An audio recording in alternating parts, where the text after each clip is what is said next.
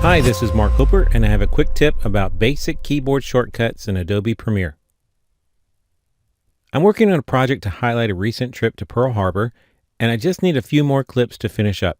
In my Premiere classes, I covered the basic editing techniques of creating in and out points on movie clips in the source monitor and even in the timeline by clicking with your mouse on the buttons in Premiere. We also cover how you can scrub the timeline using your mouse and also insert and overlay clips into the timeline using your mouse. All of these things can be easily streamlined to save time using keyboard shortcuts. Take a look at this keyboard graphic I'm overlaying on top of the Premiere project I'm working on. The shortcuts I'm going to show you are going to be using the I and the O keys for in and out points. That makes sense, right? I for in, O for out. Now look just below those keys and you're going to see the J, K, and L keys. The J key lets us scrub the timeline backwards. The L key will scrub it forwards, and then the K will stop the timeline. Now if you think that's cool, listen to this.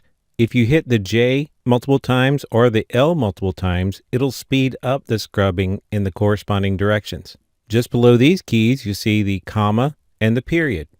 Once you've defined your in and out points in the source monitor for a clip, you can use the comma to insert the clip into the timeline or the period to overlay a clip, thus replacing whatever footage was already there.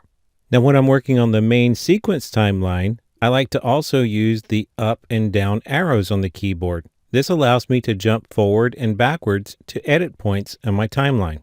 So now that you see how they're grouped all together on the keyboard, you can totally tell your friends now that you can edit videos with one hand.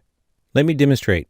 I have a clip loaded in the source monitor, and I need to find in and out points to add it to my sequence. With the source monitor active, I'll scrub the timeline forwards and backwards to find an in and out point using the J and L keys and the K key to stop it. Don't forget I can hit the keys multiple times to speed up the scrubbing.